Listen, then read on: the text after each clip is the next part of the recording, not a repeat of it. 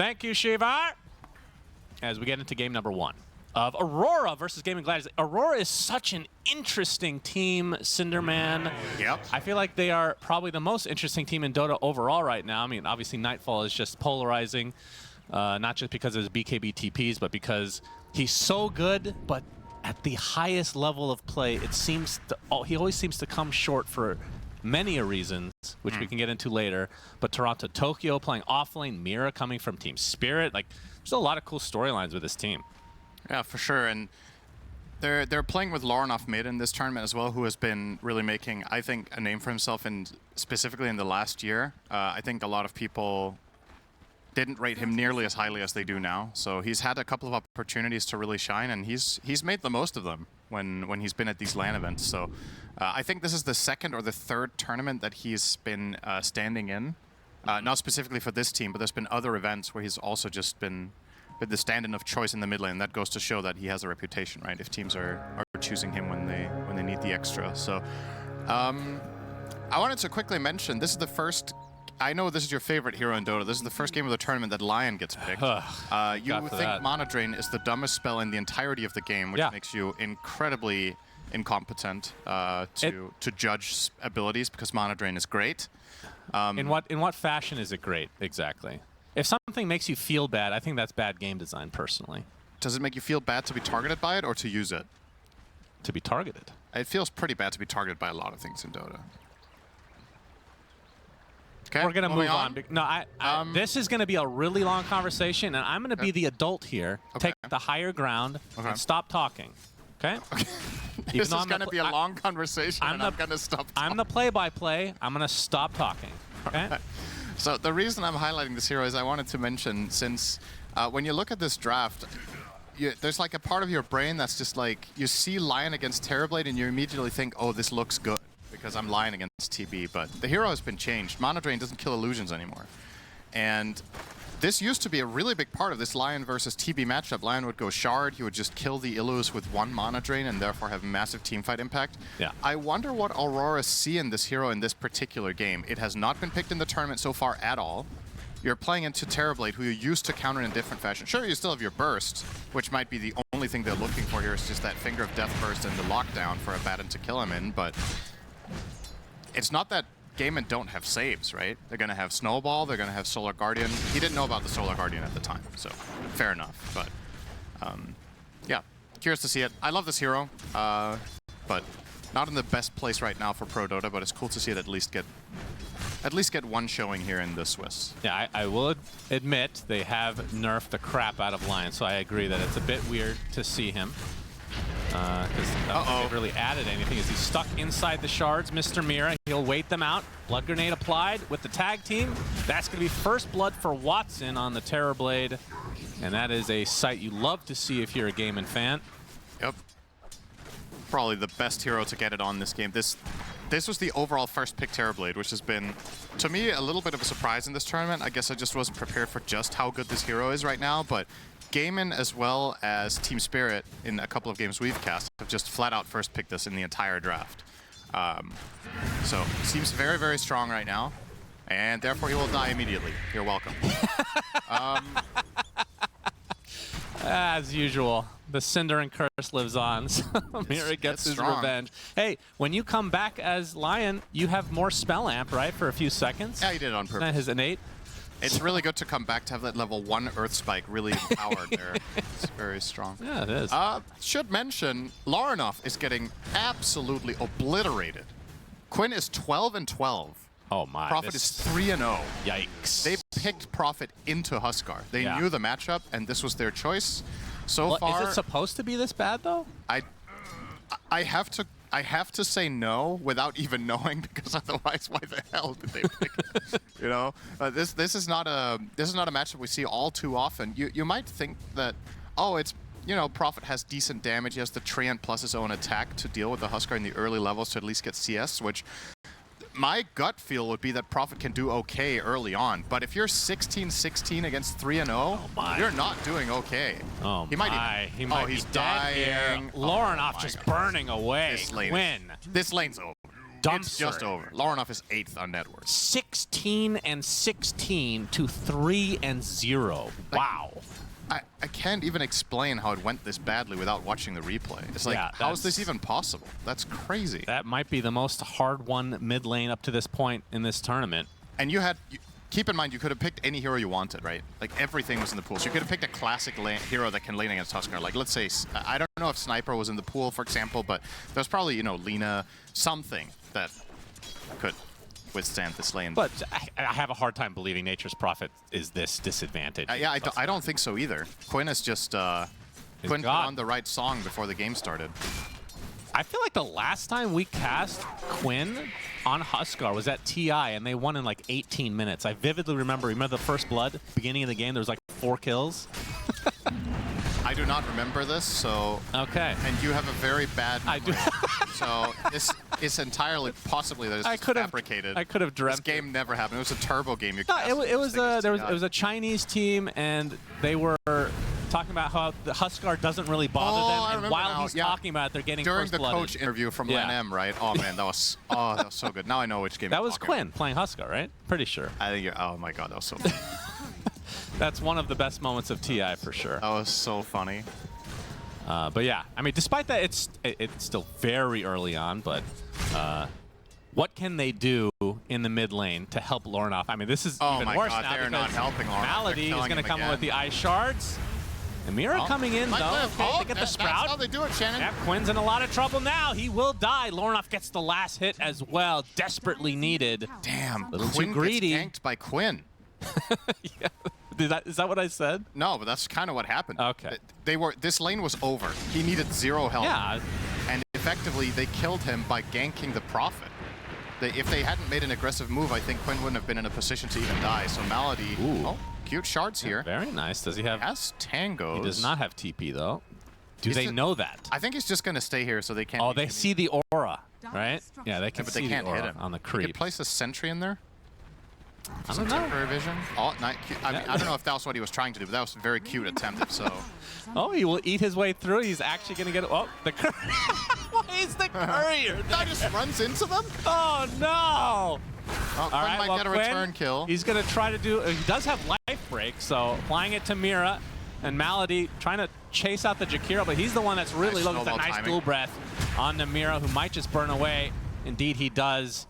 Even Tofu coming to the party. Panto completely out of mana. He's going to get out the dual breath, but the life break to come from Quinn again. And this will be the death of Jakiro. Malady will eventually drop. And the panel is talking about this being brawly. I would say that that is correct. I don't know. I don't think you can. It's just so extremely important what ended up happening here. This mid lane was a total death sentence for Aurora, and now it's kind of, I mean, it's still bad, but now it seems somewhat playable for Laurinov. He has treads. I believe they will split the wisdoms as well, which is very important when your lanes go poorly, that your supports get the levels to make moves. Laurinov will close in on the level 6 here, as he's farming up the jungle camp. And I guess you could have argued, should he just have done this earlier, right? Like, if the lane is this bad that you can barely even stand there and get a single CS, when do you go and do side camps instead? Yeah. Obviously, he can do it a lot faster now because he had those treads, but Prophet definitely able to. Ace trying to bait a bit as Wrath of Nature comes out. Ice Path onto 2, though. TP coming in from Mira as well. Laurinov comes from the north. Ace in a lot of trouble. He's going to go down first. So many members of Aurora here. Nice Malady. Ooh, good shards. Really, really good spellcasting there from Malady. And Toronto Tokyo will not chase any further, but the Tier 1 tower is in their sights. And Jenkins was talking about this on the panel, how the Radiant lineup, it pushes towers. And, yep, that's an 8-minute safe lane tower, or the enemy off lane tower. And this is the Fire Dragon, so it doesn't push the towers as hard as the green. Doesn't need to, because everybody else does it too. So, we have Curse of Avernus, they have the Ironwood Tree, they have Liquid Fire. It's pretty damn easy to take down towers once you win a fight. Now, Quinn, yep. I will say about Huskar, so if you have a total stompy lane and you're just crushing it and you keep snowballing, that's the classic Huskar that we're used to seeing from way back when it was like, okay, win lane and then maybe win game. the hero has changed over the last year to also being a strong late gamer. So it's not necessarily a problem for Quinn if he doesn't like snowball and win this game by 25 minutes. Yeah. Because the hero can scale into ultra late together with heroes like Dawn and Terrorblade. But, I mean, when you have that dream start, you really didn't want to get that one death. Is the reason he's better late game because of the facet? It's a very, very big part of it. Percentage-based damage? Incendiary is just bonkers. I think it's one of the best facets in the entire game. It's really, really strong. It's like night and day. Once you try laning against a Huskar that has this, and then a couple of games later you lane against someone that has Cauterize, you'll realize the difference, just how much damage this is. It's crazy. We got the double stun in the bot lane. Ace can't kill him looks off, like though. He'll walk away. Nightfall on the run. Doesn't have the BKB, so can't TP out. Well, he can, but it's not the Nightfall. That doesn't count. That doesn't count. We're still on 0. I want let the record show that was without BKB. If he had it, he would have used it. Nope. No, I'm not saying we count it. It's fine. No, I'm just saying that's Watson, pure speculation. Your Metaphor, Honor. Toronto, Tokyo has not skilled his ult yet. Gonna min-max that bad boy. Mira come into play as well, but this fight won't continue. It's always. I'm sorry. Never mind. Go ahead, Cinder. I'm sure whatever's funny to you is funny to at least a couple people in chat. It's not funny anymore. Okay. I'm over it. When the joke has a lifeline of about 5 seconds, you know it's not that great. No, I just don't really want to tell it when you make me. Then it's not. I see. It's not. I can't do it when you're looking. Yeah, I can relate with that actually. Watson. Well, actually, I want to talk about Quinn. So he has the armlet. Will be going S and Y. What's the typical build on this hero? Like, you need a BKB at some point. You need the Ags at some point. Yeah. I mean, the classic item combination for a Huskar is some sort. It's always armlet, right? Armlet every game, and then you either Sanjin Yasha is one of the paths. Generally, I think the most common is probably overall armlet BKB, right? But there's going to be times where you go armlet Glimmer Cape. There's going to be times where you go armlet S and Y. And at some point, I think every Huskar build gets Ags. I just don't think you ever don't get that. And then Satanic, right? Sometimes AC. The hero actually has a decent amount of build paths, where in the past it was literally armlet BKB every single game. But with the changes to Glimmer and S and Y that have come about the last 2 years, the hero has a couple more ways of tanking up.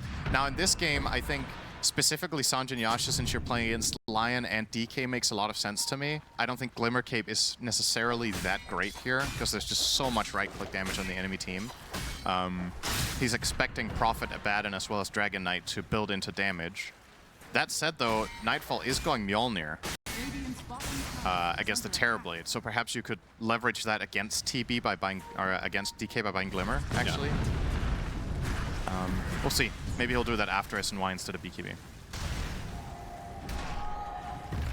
Decent push on the bot tower here from Gaimin, but they don't want to commit, so it's only the siege creep going to work right now. Quinn not really willing to go and show his face. Ace will do that instead. Yep, Interesting tier build 1 here tower from Ace. looks That's to a be lot done. of mana regen. He's got Soul Ring, Null, and Bassi. Yeah. Maybe a little bit overkill there on the Dawn. Rushing Vlad's. That's well, he's going against a Lion, so he knows he needs all the mana he can get. It's very unusual to rush Vlad's on this hero, though. I wonder if Gaimin are just trying to play a very, very quick let's group up and fight. Yeah, this kind is the of old style. Gaimin style, though, right? Right. That's Quinn in the trees. He's going to get spotted. Hexed into the macro pyre. Here's the Dawnbreaker ult, though. All the supports get on the outskirts. Sets up a nice ice path into a Wrath of Nature as well. Quinn is done. And Ace attempting to run away. Looks like he will do so. As Tofu going to show himself as well. In fact, Malady coming in from the side. It's off the silence as well. The punch into the air. Mira is dead. So it's a 1-for-1 to start things out. Gaimin look like they still want to fight as Watson shows up with that meta. Now they'll reset a bit. Yeah, Toronto Tokyo going for the Radiance, which is something we've been seeing on most of the core Abbeys in this tournament. Yeah, even buying it against Terrorblade. Is there a game where you think it's not, I mean, is it dependent mostly on the start versus like your actual opponents, like how good it is? I I think there are some games where you're still better off going for the Harpoon build. If you have, like, let's say there's a game where you really have one singular hero that you want to, oh, hang on, actually just going straight in here. Toronto really getting to work. And TP in for Mir. He's going to get silence to start and a nice dead shot to keep him away. He's going to break things up. Tower. So, well, I say that. They can deny it. I think Radiance is more often than not the best choice right now in the meta, but there will be games where if there's a singular target that you can really stick on and ruin its fight and it's valuable for your team, I think you can still rush Harpoon, which is what people were doing just a month ago. But I think it is somewhat telling that he's going Radiance here despite being against Terrorblade, because, yeah, sure, you can aphotic off the Reflection, but you're not always going to have that ready, right? And then the Reflection is quite strong with the Radiance, unless there's a change I've forgotten about. The mischance against TB and Huskar are pretty damn good as well. Yeah, for sure. I mean, defensively it is great, no doubt about it, but historically people tend to shy away from Radiance builds when they're against TB, even if they have a Dispel, but the pros probably just outweigh the cons too much here. Well, Aurora gets both Shrines of Wisdom here at the 14-minute mark. That's quite... Honestly, that's one of the biggest wins of the entire game so far. It's been somewhat quiet. I think the score was 3-4 at 3 minutes. So we've had 3 kills in the last 12. Yep. As Tormy, there will be a fight. Yeah, this is the one. Aurora. Get there fast though. They're going to start this out immediately. They're going to be really weak if Gaimin can get here on time. Oh, it's at half HP. This is bad, and they realize to scan out, and now they have to run away. Oh, that's very bad. Injured lineup now. And Malady and company getting the D-ward action. They'll see that Tormy has been damaged. And of course, they can always Solar Guardian in at any time. Yeah. One of the huge benefits of having this hero, and this might be given up. Watson really low. And they're not going to fight. This actually would have, unironically, been a decent fight for Aurora to go back in because of how low they were. It's just hard. They don't have info, right? It's dark. They got dewarded, and at the same time, Gaimin placed their own aggressive vision, so they just flat out out-navigated them. They outplayed the situation, and Aurora, I think, maybe underestimated how long that Tormentor would take them. Their lineup's not good at killing it, actually. It takes quite long for these heroes that have... If they had Corrosive Dragon. It would have been better, but... The thing is, they have like consistent, stable damage, right? And the thing that you really want against the Tormentor is burst. Yeah. And that's where something like Huskar and Terrorblade they just hit that much harder. So. Well, silver lining for Aurora is the shard did go to Tofu, which is, for a support, I would say one of the worst shards in the game, probably.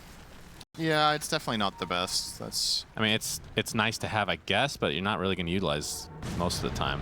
If anything, it's mostly just a 1,400 net worth injection, which could be a negative. Yeah. I mean, I will still say the absolute worst that we see in pro play is Bad Rider for getting it. Yep. I think that one is just so niche and so unusual, and like, it's so unusual that it has any positive impact in the fight. Where I'm like, damn, he really won that fight by getting attacks off during lasso. Yeah. The Muerto one is like, it's a permanent one where there can be situations where you get something out of it at least, but yeah, it's definitely in the lower tier as well when played as support. I mean, it was either that or Tusk, right? Like yeah, the Tusk one. The Tusk one's so good. Yeah, the Tusk one's way better. I wonder how much goes into picking of these supports. Probably not at all. In terms of how good their shards are, because there's going to be a 50-50 chance that they will get them if they get the Tormentor. The crazy thing about the Tusk one as well is that it's independent of the level of shards. So if you have shards level 1, it still gets the full 85 DPS. So it becomes a really good wave clear ability and does some deceptively high damage in a team fight if you place a couple good shards. But, I mean, if you have level 1, the cooldown's 23, so you're probably only getting off 1 in a fight, but it's just a real feels good one to get. Mira has a Blink Dagger now. Yep. The item for Lion usually.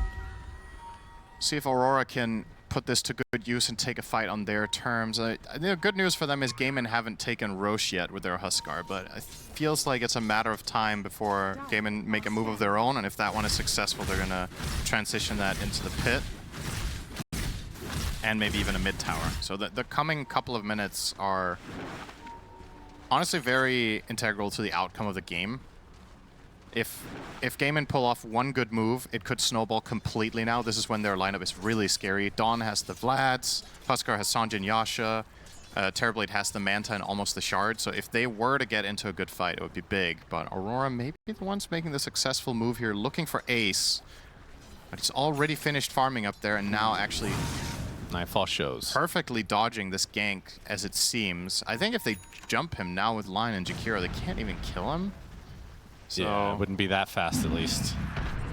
And Gaimin make the call that they were trying to make a move top, and this is giving Watson a lot of confidence to just walk up mid and start pushing this one out. And now kind of becomes a game of cat and mouse. Oh, actually, Gaimin, all right, they're just going to brute force the Roshan. I can't say I love this necessarily.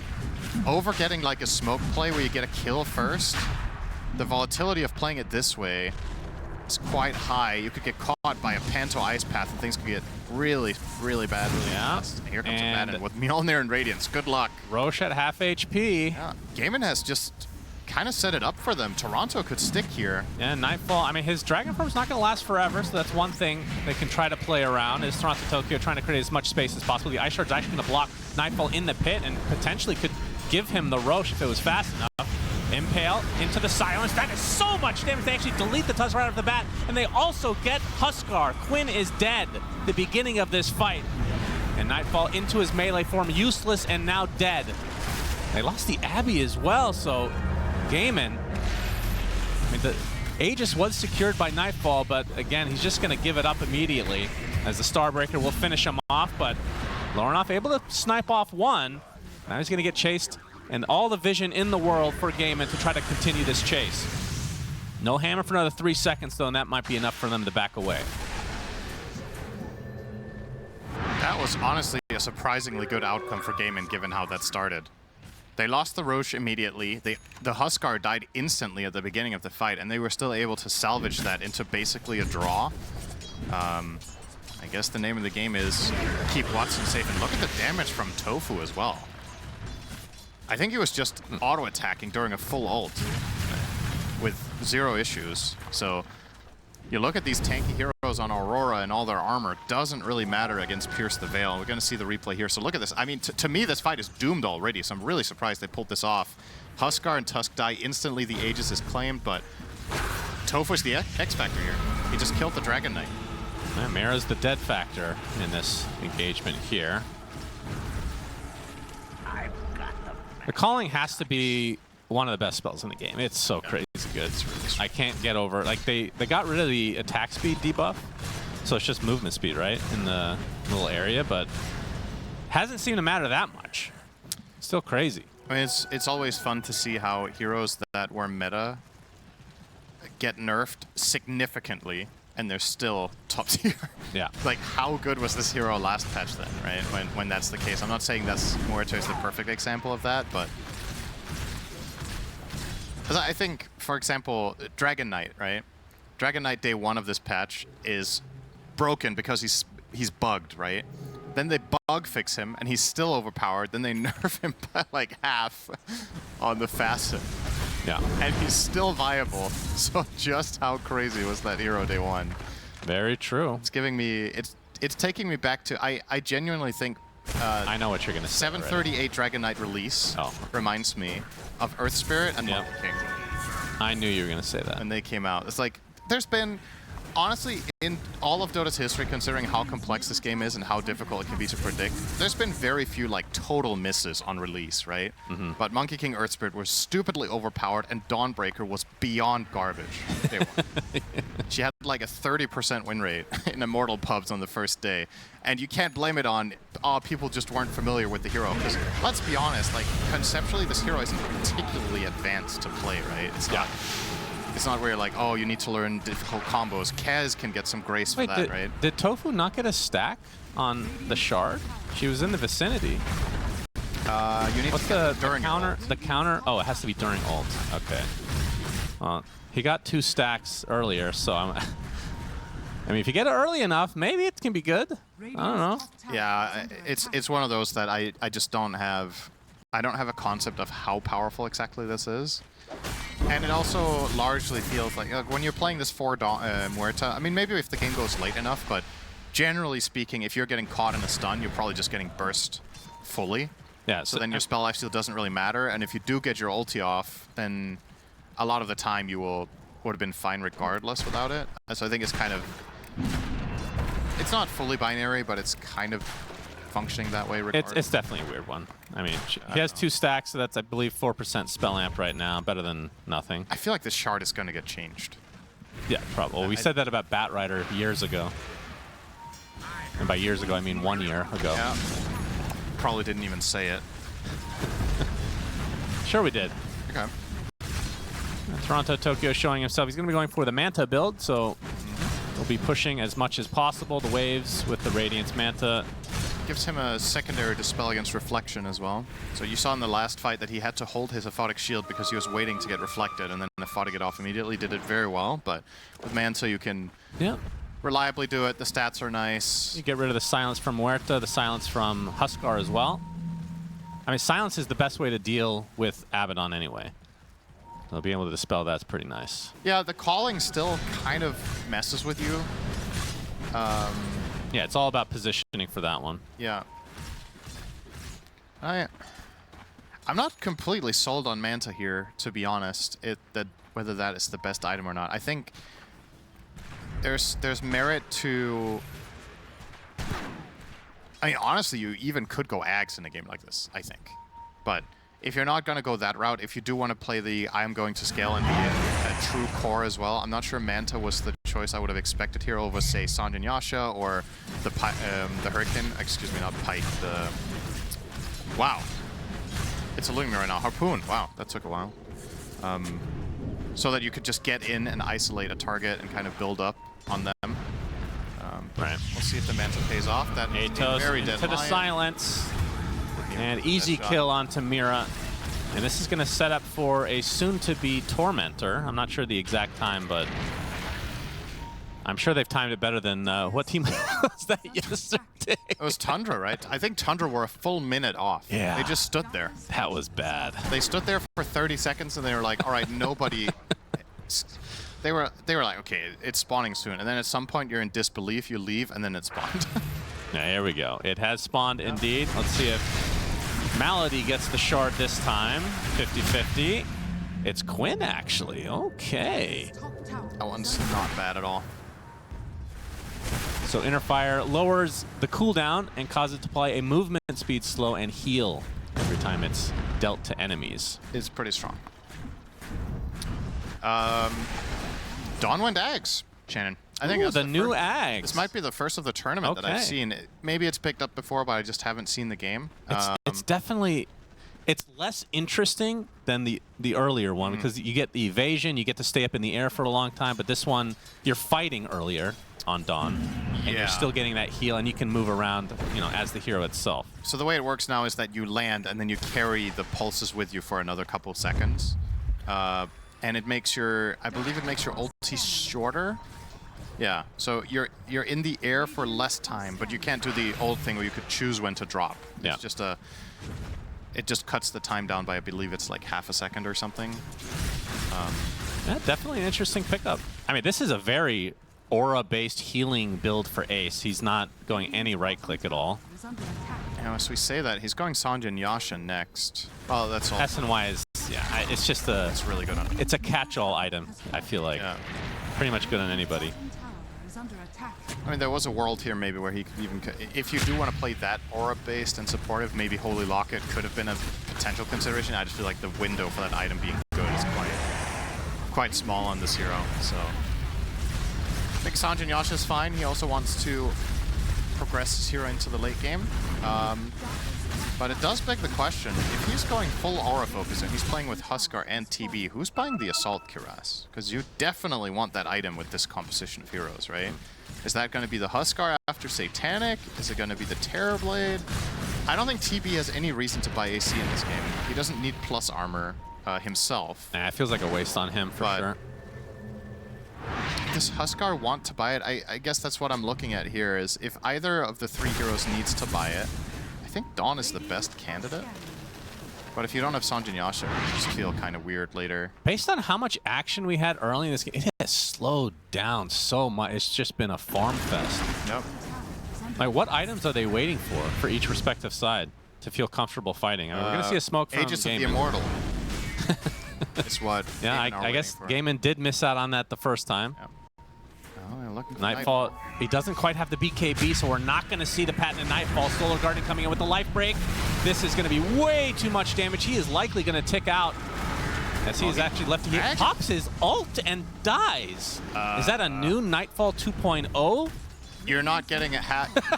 Fierce at 1.5. If we need a tiebreaker, that can be the 0.5. Wait, he said 1.5? That shouldn't be. He should be disqualified for decimals. Come on. No, I mean, I liked it. Oh, Watson dies in the mid lane. What is going on in this game? This is so strange. They're going to find Malady with that Sprout. Mira ensures it with the stun. Oh my god, they're just getting Rosh now, right? Terribly just died for nothing, and now they get Rosh. Wow, that is... Ooh, that's a very costly mistake, because I feel like in Huskar games, Roshan becomes so pivotal because it's not only about... It's the fact that now Huskar doesn't get it, just as much as the fact that you have an Aegis, which is nice. But just him not having it, yeah. This was the time that Gaimin's lineup could really... I'm not going to say seal the deal, but generally speaking, second Rosh is Rex territory, at least for Huskar in a lot of games. Theoretically, they get that kill on DK. Don't they just get Rosh for free if they just go? I think so. I think that was just a complete blunder, and I don't know what Watson... I mean, it's easy for us to say, right, because we have all the vision, but he just walked down mid with full confidence completely on his own. There was no protection. They didn't have Dawn ulti with the pipe to save him. They didn't have a snowball nearby. So maybe some miscommunication or just a little bit of a lapse in judgment. But I mean, Nightfall dies. You don't know if he has buyback, but he did just use his ultimate, so he's kind of useless, even if he were to buy back. I think that was a free Rosh, personally. I just think it was a done deal. Second Rosh kind of stolen again from the side of Aurora. Yeah, we're seeing the replay there. He see him. Yeah. I believe he said fuck. Lip reader. There's the BKB from Nightfall. Now we can see. We can start the counter. Oh, boy. Okay. We actually need to specify something about the rules. Does he need to survive for it to be the Nightfall? If he pops BKB, no, he does not need to survive. No, he does not need to survive. It's just pop BKB, don't move, insta-TP. Yes, correct. As we're going to see the Impale, but the Solar Guardian is going to come in to try to heal him up, but Ace is going to get the Starbreaker only onto the line right now. Lornoff in really deep, and he's getting a lot of trouble as Watson is just going to right-click away. That's the Aegis down already. Meanwhile, a separate fight entirely. Nightfall, he has the BKB, but he's actually fighting. Is this actually the same person? They're actually going to try to run away now. Lornoff, no more Aegis. BKB about to end. Hammer onto the high ground. The Starbreaker does hit. Beautiful. And the Tusk will finish the job. Nice fight from Gaimin. Despite not having the Aegis, they don't lose anybody. Or did they? Did they lose one? No, they lost. Okay, they had one buyback, but it was just the support. It was the support Tusk. There's something extremely satisfying about just barely hitting the last strike of Starbreaker on a TPing hero. That was close to max range from Ace, and that's a huge kill. And I bet Lornoff is kicking himself a little bit because he had the time to just walk 2 steps to the left there after he piked up, but he went for the insta-TP, and Ace could just barely reach. And now Watson's back to finish what he started. Yep. In that mid tower. He's got Scotty now, much more tanky, as Panto's going to take a reflection. Nightfall, posturing. No dragon form quite yet. And now Ace is queuing up AC. So he just wanted the Sanj and Yasha in between.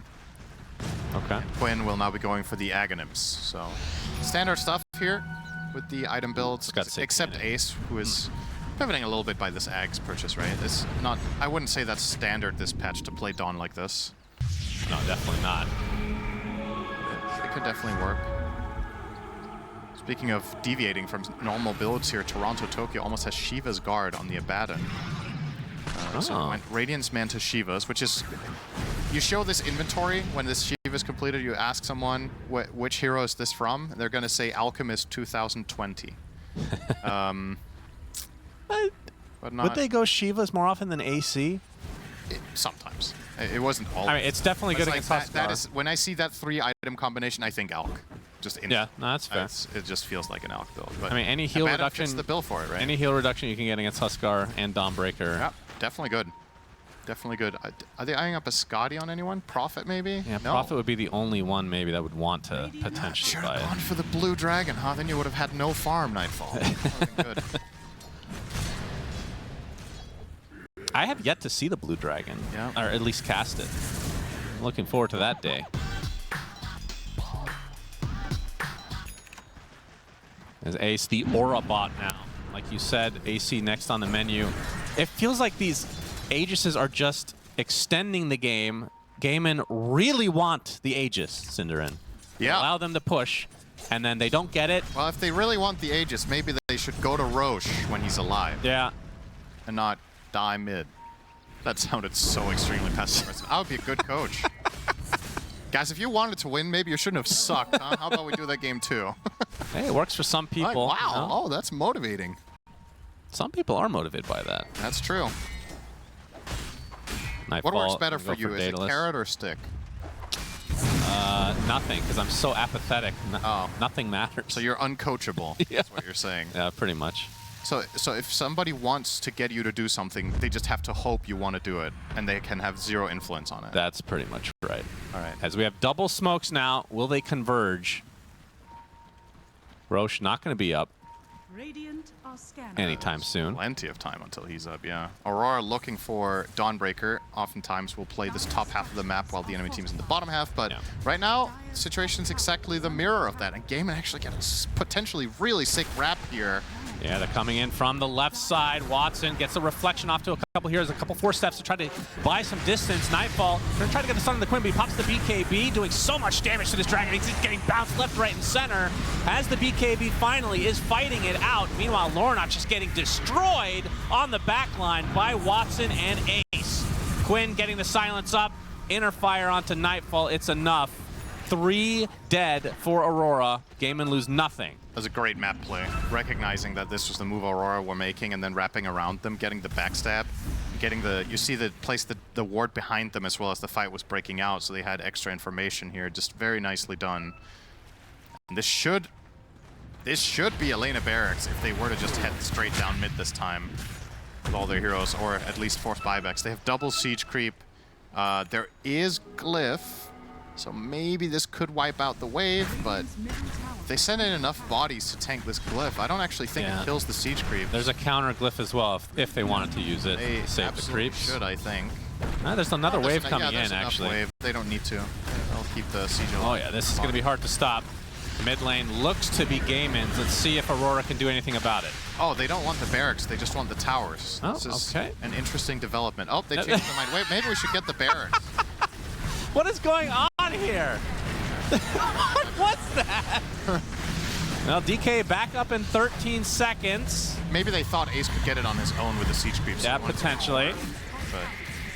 All right, now we're going to get to see the Muerta Ags, which the times that I have seen it, this thing is crazy good. Yeah. Deadshot just becomes massive. Yeah, look at that spell, Ann. Very nice. But yeah, the Agnum Scepter just extremely nice quality of life for this hero. Yeah, do you like this Axe? I actually do. I think it's pretty cool too, but it's very, it puts Muerta in this little bit of a weird spot as a hero, right? Where it feels like the shard is, it's not exclusively carry, but it's pretty close to. And the Scepter seems primarily support, right?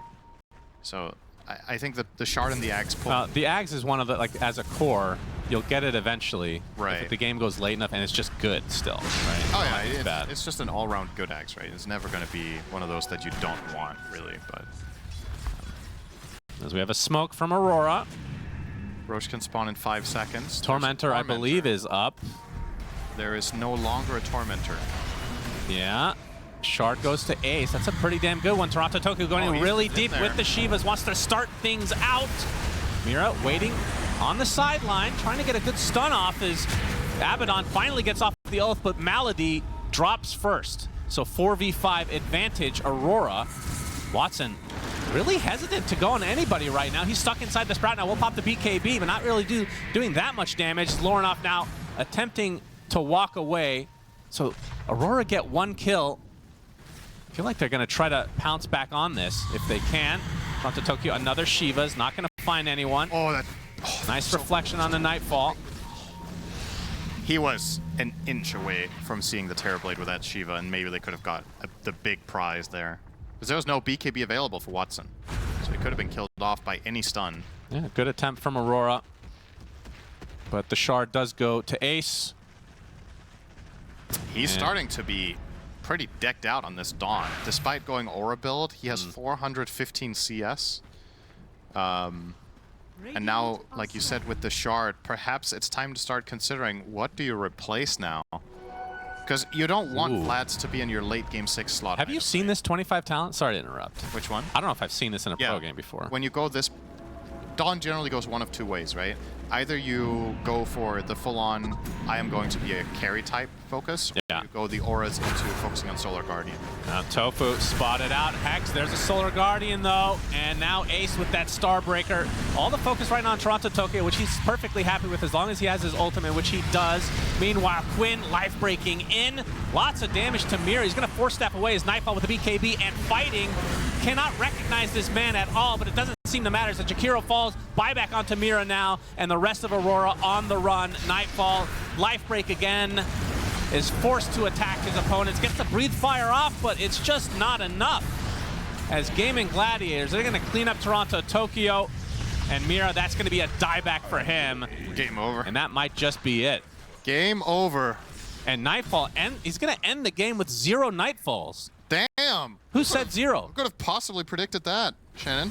Did you? Yeah, I'll give an honorable mention to Fear for second place with 1.5. He was second closest. I would love to see a win rate for Nightfall based on how, like the trajectory of how often he BKB TPs. If it correlates to the win rate of his teams or not. As the tier 4s are gonna fall, Lorinov trying to split, but the Ancient is exposed and this just seems like it's over. Yeah, GG is called as Gaimin will eventually take game number 1 despite not ever, I believe, getting roached. Yeah, they didn't Am I wrong? the ages. That felt like it delayed the game like 20 minutes in a way. Up and force out a third game to this series, as we're finding out if Gaimin can also maybe lock in the 2-0. Let's head over to Sunsfan and Cinderin. Game number 2, Gaimin Gladiators versus Aurora. Sunsfan here with Cinderin, and I guess the question is, can Toronto Tokyo play Mars, Cinderin? Is that what this all boils down to?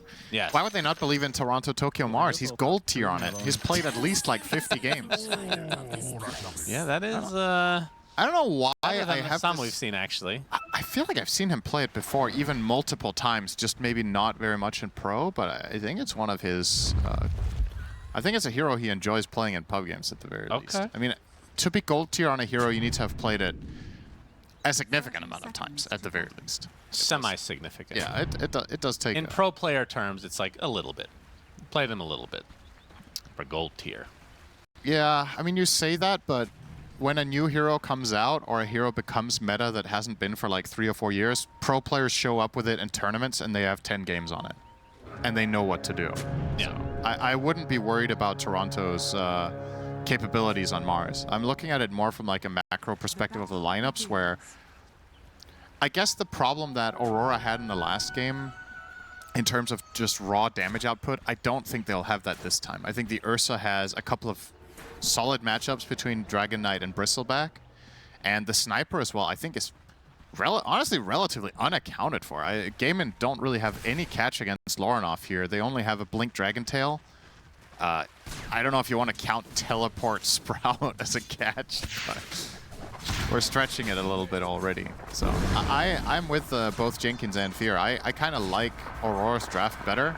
The question is mentality after losing game 1 and the way they did, which was kind of, I guess, a little bit demoralizing that they just felt like they couldn't kill anyone.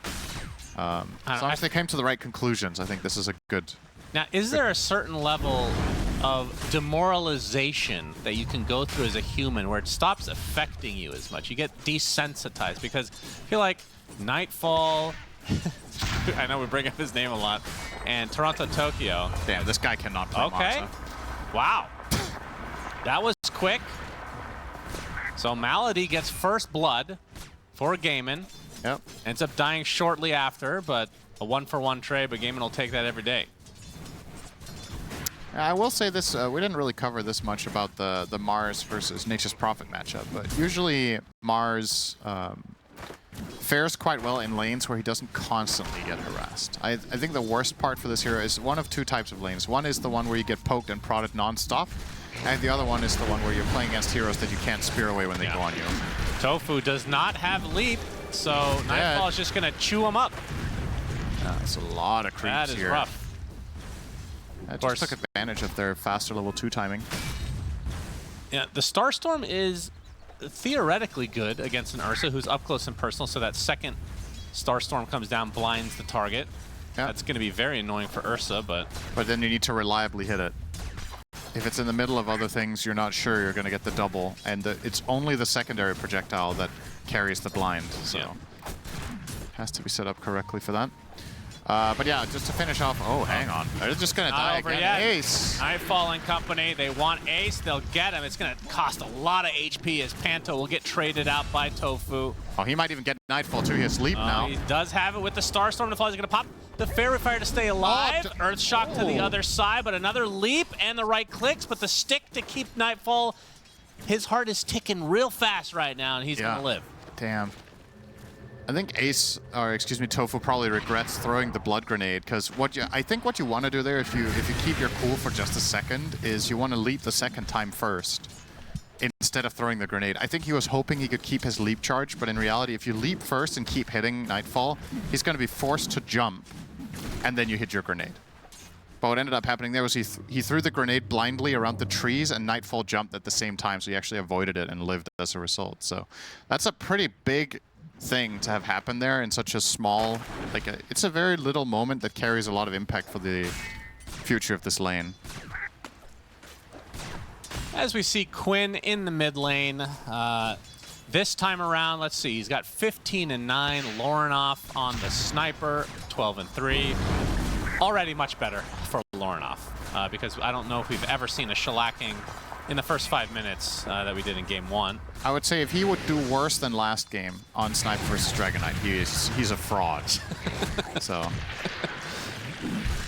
he would have bought the account. He would have bought the body to get to this tournament. Yeah, he's an imposter. Yeah. I mean, he does kind of have a sussy. It kind of reminds me of some Among Us outfit, the sniper, the space suit. Oh yeah, for sure. He's gonna go and do his missions any moment now. And Nightfall trying to keep these Fury stacks active on Ace, but just a little bit of harassment at this stage. So this is not a particularly fun Mars lane because you're playing against two ranged heroes that constantly poke you, was what I was getting at. Because either, if you're taking this non-stop harassment, that's annoying, and if you're playing against a lane that can truly just chase you and kill you down like Ursa, or dare I say Juggernaut with the right hero that can just keep running at you and you can't spear. Yeah, it has its moments. I wouldn't say it's great against Mars either anymore. That's a shame. That is such a cool hero. Just wish it would be good again for competitive. Yeah. Well, they just need to make his crit bugged again. We had our time in the sun. Yeah.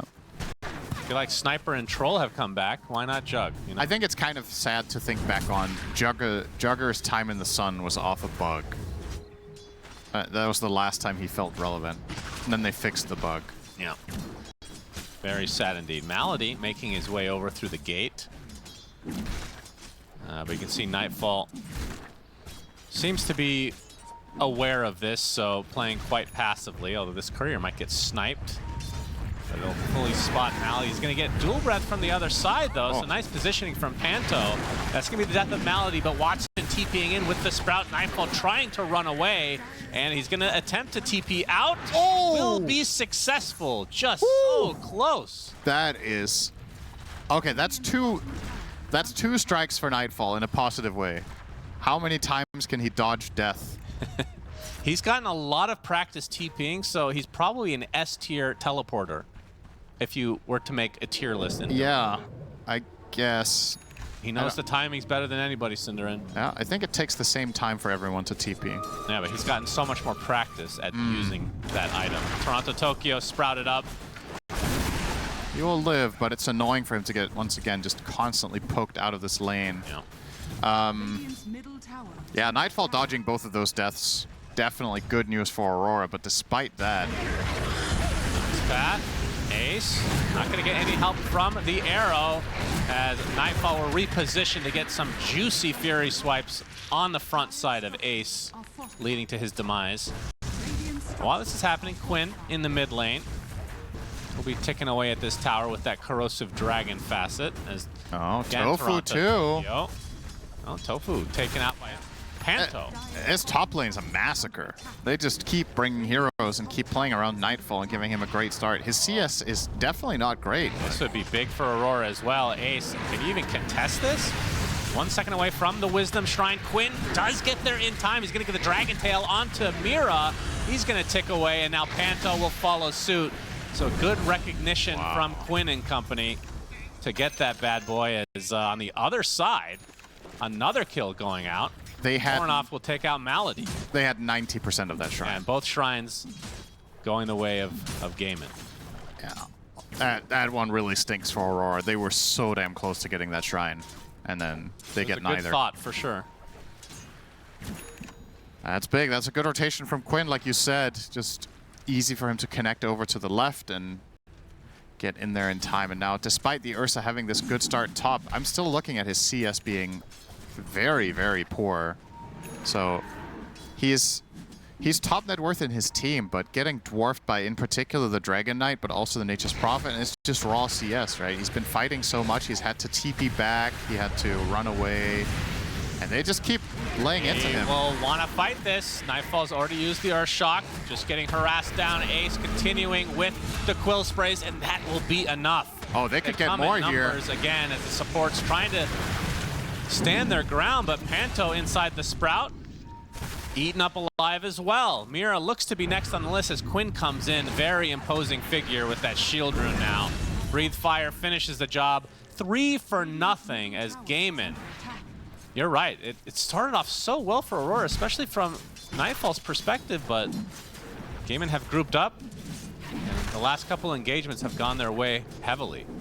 I mean, this is when Gaimin are at their best, though, right? When they have these early heroes that can rotate to the enemy safe lane and just play super fast and aggressive.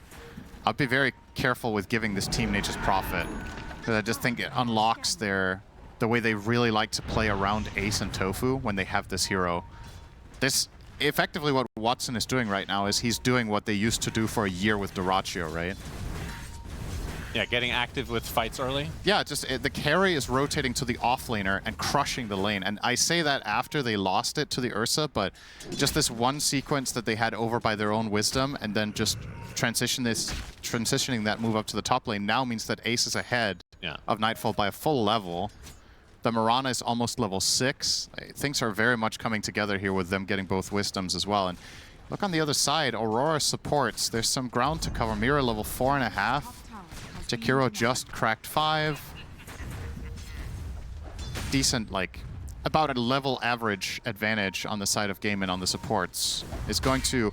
things are only going to start getting worse. When they get Moonlight Shadow and Global Silence, their overall map presence is very fearsome. Yeah. Got a nice kill there onto Malady. That'll help their supports a little bit. But is it going to cost them? Dragon Tail, and Arrow will miss. So not the greatest communication as the Mars Arena to separate things. So they isolate the Dragon. Quinn will try to run away. He's tanky enough. He's going to be fine. They've lost the support on both sides here as Lornoff stuck inside the Sprout. That's a buyback onto the Jakiro. Very early buyback. Lornoff in a lot of trouble, though. He's going to take a Starstorm to the face. A couple more right clicks will suffice. Watson trying to TP out. He dies to Nightfall's right clicks in the meantime. And this is just a good old-fashioned brawl.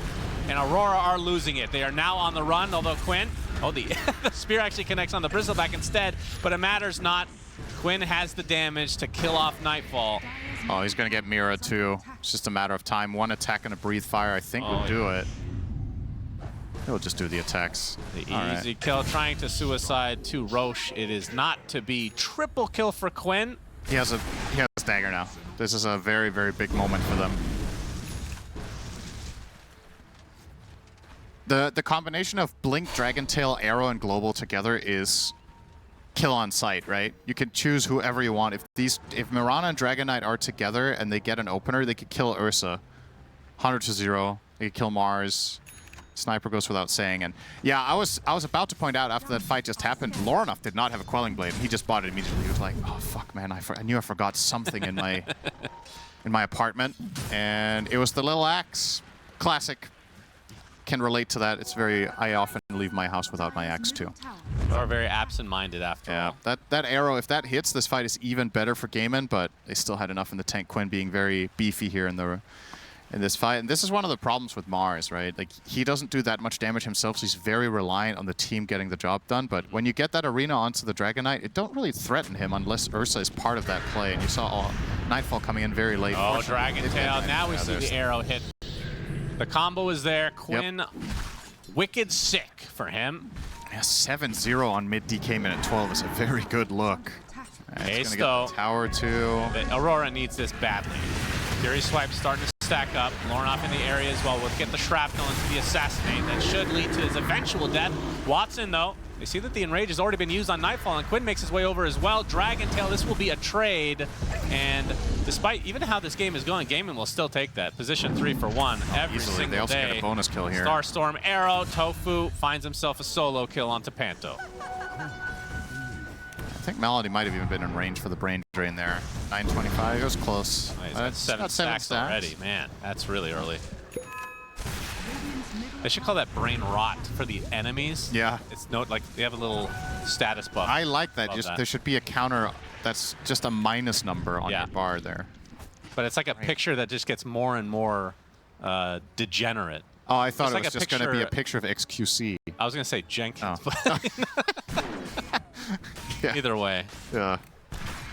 Jenkins will probably, the copyrights for that is probably a lot less money. Yeah, that's true. Away with for Valve. So. Yeah, they can't afford XQC. Well, Gaimin Gladiators have a pretty good map control. There it is. Win with the Dragon Tail initiation, and wow, that is a quick kill on the Nightfall. That didn't even global. Yeah. And he just ate him alive. He didn't have ult at that point. Now he does, sadly for him, but goodness. The map is getting really small, Shannon. We're 13 minutes in. It's tough to leave any area of safety. It's actually super awkward for Aurora when you think about it. The Ursa needs to finish off Battle Fury, and he needs to keep farming for a good 10 minutes now. So if he's not part of the fights, it's not obvious to see Aurora take them on their terms and have enough damage. The sniper didn't go Maelstrom first, he went Dragonlance, so he has reach, but he hits for a pitiful amount right now on Lorinov. So these tanky heroes, the Dragon Knight, the Bristleback, can kind of just jump stuff. And if Aurora wants to respond, they need to bring so many numbers, but at the same time, they're afraid of Prophet ganks, they're afraid of Moonlight Shadow. I think Gaimin are in a massive advantage here. This isn't just your average 5k Nightfall, he does get the Enrage off. Good. Yeah. But still, it's like, it's such a silver lining, right? He avoids death, but he can't go anywhere. Yeah. And this... I mean, and this is one of those games where you really want to get, at some point, a silver edge for the Bristleback or even the DK. Yeah, for sure. But if you rush it, then you still don't really have damage outside of the Ursa. It has to be Sniper buying it like 4th item. Yeah, but and that's just so far away. It's really far away. He's rushing Pike on Lorinov, and the damage out of that is just not exactly inspiring. He does need a way to get out of the sprouts. So. Oh, nice timing from Toronto Tokyo. That's big. The Rebuke finds one. Oh, I thought they were going to get a second one. I think he got through the gate in time, right? Exactly. I thought they were going to get one more, but he just disappeared all of a sudden. Mira wasn't in time for the dead shot, and what looked to be good there is, uh-oh. Are they actually coming through? This is interesting. A little game of chicken. Yeah. No, game of double-headed dragon. Yeah. As Malady will get time for... there it is, Shannon. When you get the shard, when you don't have shard, the brain rot icon is Jenkins. And then when you do have shard, it is XQC. Ah, I see. There you go. It gets worse and worse. So you see the replay here. This looks like a very promising arena, but the dead shot just off the mark on Tofu allows him to go through the gate there, because knockbacks don't stop the channel. It's only stuns. And yeah, them only losing Silencer there to get the Tormentor is obviously an excellent trade. If only Toronto Tokyo had shard. Yep, he couldn't have had that though, because it was before before the Tormentor spawned. Yeah, if only he had it, though. Yeah, it's true. What'd be nice, if only you could cheat, you'd win more. That is right. Some people live by that. Yeah.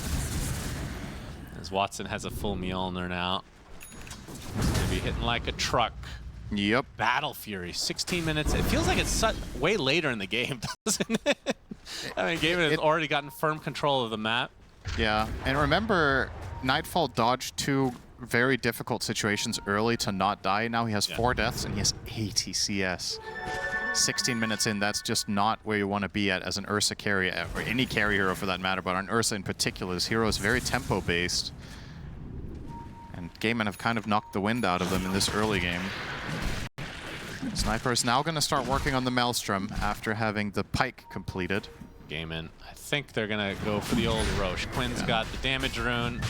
They have the minus armor between him and Ace. Easy grab for them for sure. This will be the first Aegis of the series for Gaimin Gladiators, despite winning Game 1. They were 0-3 in that department. And this should be a total no-brainer on Watson. Gives him a lot of freedom in the upcoming fights to play hyper-aggressive. He can teleport into the enemy team even if he wants to with Mjolnir on. And they want to kill him first. He's going to do a ton of damage back the other way. Talking of reflection, they also have the Blade Mill on Bristle. Is there a hero that's been more contested / picked than the Nature's Prophet? I feel like it's up there, especially for cores. When you say more contested, you mean like pick banned every game? Yeah, let's just say picked, then. Most picked hero. Yeah, because I think the most contested is Night Stalker, right? I think he's been in every draft, if I'm not mistaken. Yeah, the bans, we don't get to see a lot of them very often. Prophet's definitely up there because he doesn't always make the ban list. He's been getting through pretty consistently for our cast, at least. We've seen a lot of Muertas. I mean, I don't really mind the Prophet being in the meta. Always wants to fight, it feels like. Farm, fight, farm, fight. Tier 2 tower for Gaimin. He is a difficult hero to balance, though, for that reason, right? When you have a hero that has global presence and is universal, it's a numbers game after all. You could make his body worse. That's one way. That's an easy way, actually. Good, he's pretty ripped. He is. He's got a 14-pack, if you include the creep. It's a beast. The creep has an 8-pack and he has a 6-pack? Something like that. You just did some random math and hope it stuck. I am from NA after all. Tier 2, number 2 for Gaimin. Oh. And right now, Aurora just trying to... They're dodging, right? Dodge constantly. Dodge everything. The problem is it's not a winning strategy, but it might be the best one. But yeah, these tower damage numbers tell a story here. Light Shadow, Toronto, Tokyo. That's 6k tower damage. Have to avoid... Ooh, he gets the blink off and the TP. He is fine. Okay, yeah. All right. Narrowly gets out. Now, what Toronto Tokyo is doing here on Mars is... I think it's my least favorite Mars build, but a lot of the time it's what you have to do. But he's going Blink BKB. And the reason I don't like this item build that much is it allows you to guarantee that you set up this arena and spear, but you do nothing else. You know, it's all you have is one play and one archetype of play. It's why it's cool when you see Mars find a game that they can go Yules, for example, because then you can play like skirmish style, you can set up plays, you can dispel yourself and kite, you can, you know, there's like different utility. BKB is extremely one-dimensional, Do you think it has I think he has to buy it though, that's the problem. Does that have anything to do with the brain rot? He can't think of other builds because he lost it. Oh, he gets the arena spear. That's a Very good setup. nicely done. Global Silence was popped, and not doing that much, although the Dragon Tail will clip the sniper. Lornoff gets the Force Staff to the low ground. Panto will be cleaned up by Watson. That Mjolnir is doing work, focusing on the sniper. Easy kill. 2 for 1 already. Advantage Gaimin as Nightfall. His focus is squarely on the DK, but Quinn gets away. They get the bear. They get Mira as well. 4 for 1. Gaimin still retain the Aegis, but Toronto Tokyo did get the arena spear. Yeah. It was actually a good start. It was a beautiful combination, but then you've used that on the Mirana, and now what, right? Now the other heroes just pile in on you, and Prophet TP's behind and cuts you off with the Aegis. You can't fight him, you can't run from him. Yeah. just a very awkward situation And here. there's 20 stacks of brain drain now, so the brain rot is just getting worse and worse for Aurora. With that shard, if you take fights like these, it adds up. It starts mattering now. How much Malady is able to steal. So there's a minute left on this Aegis. They're obviously going to get this last tier 2 on the bot lane. Can they... I'm sure they're going to try to poke the high ground at least, as Toronto Tokyo will be getting the enemy Wisdom Shrine. Yeah, I don't see why not. You still have the Aegis of 45. You can do at least some damage here. The full dragon form. Maybe they are respecting the defensive capabilities of Aurora. It seems to be the case, so not going to try this time around. Mars will complete the BKB that we just talked about.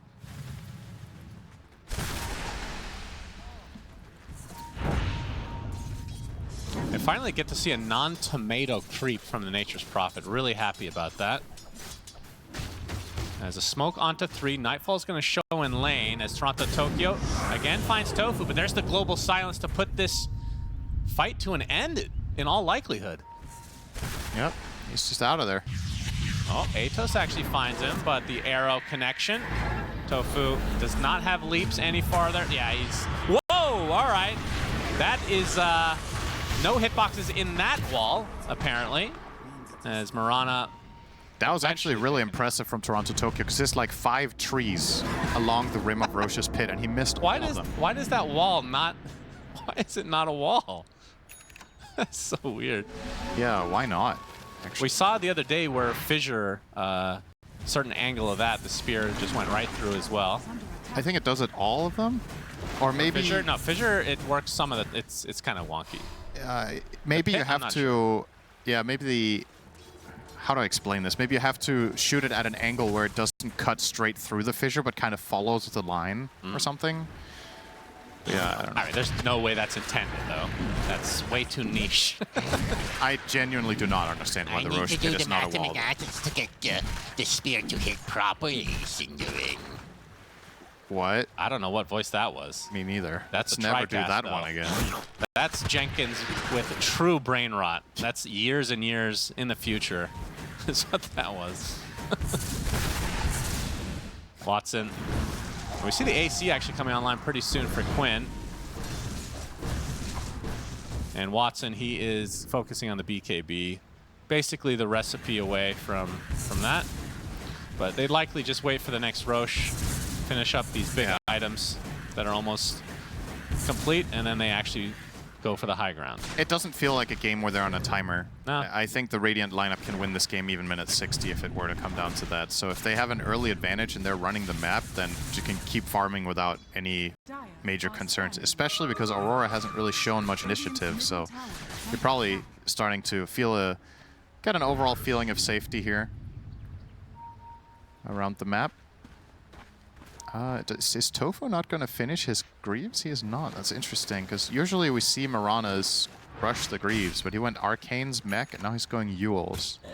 I thought he maybe had it on the Courier, and the Courier got sniped, but nope. Just not completing the old Grievos. I mean, Ewell's is incredible against Ursa, so I'm not going to criticize this idea. Nightfall's BKB almost complete.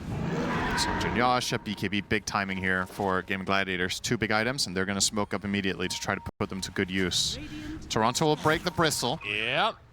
They find the distance. Panto with a very ambitious TP. He's dead. Trying to get the hell out of there. Quinn, godlike, and now Mira. Watson, yeah.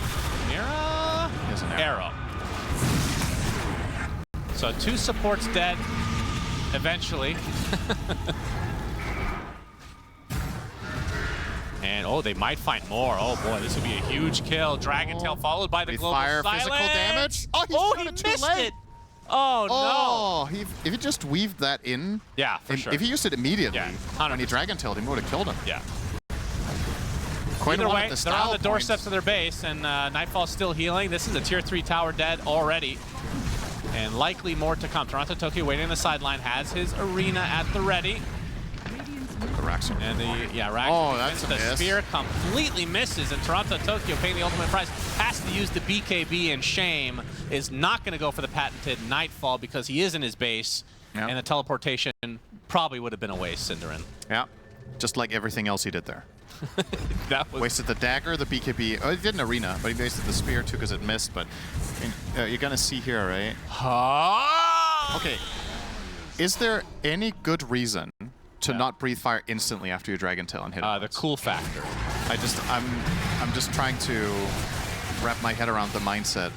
It's the cool factor, like I said. Because I understand you want to hit him first, so you apply the minus armor from Corrosive Dragon. So you're not going to Dragon Tail, breathe fire. You're going to Dragon Tail, attack once, and then breathe. But yeah, remember to breathe. There's the arena as Nightfall focusing on the silencer. No global silence, though, either way. Really wants to get some revenge for that brain rot. Macro Pyre, the bristles all alone, but a nice arrow connection onto the Mars. He's dead along with the Ursa. And despite getting this silencer who did not have ult, Aurora lose 4. Lornoff is going to live. He's got the TP out, but Gaimin just keep winning these fights over and over and over. When you see them attacking with Prophet and Dragon Knight after Snot Rocket has just procced 4 times, you understand this combination and the synergy between the heroes, right? It's actually ridiculous how much minus armor they're applying with the Bristleback and the Dragon Knight together. You and I were talking about the DK Snardark combination that I believe it was Tundra that tried to run it without success in a game that we cast, but conceptually how strong this Green Dragon is with minus armor. And with Bristle, you're not reliant on some sort of key spell that needs to land that can be dispelled. This is just constant minus armor applications, and if they have a dispel, it's going to minus armor you again. Yeah, I feel like I know the Fire Dragon was really good. I understand that. But I always thought the Corrosive Dragon was good as well. Yeah, absolutely. But we just weren't seeing it. And now that the Fire Dragon has been nerfed into oblivion, we are seeing this. And in the other series, we see the Blue Dragon. Yep, that's right. Which we have not gotten to cast yet, but looked pretty good in that game as well. As Roche #2 to Gaimin Gladiators. Watson will take the Aegis again. As Toronto. Toronto. Tokyo. The Dragon Tail is there. Nice Force Staff to get the extra bit of distance needed for the flyby. And that was actually Watson's pike. He had to Force Staff Quinn through because Quinn had cooldown. So. Well, this is well, Aurora. What's it gonna be?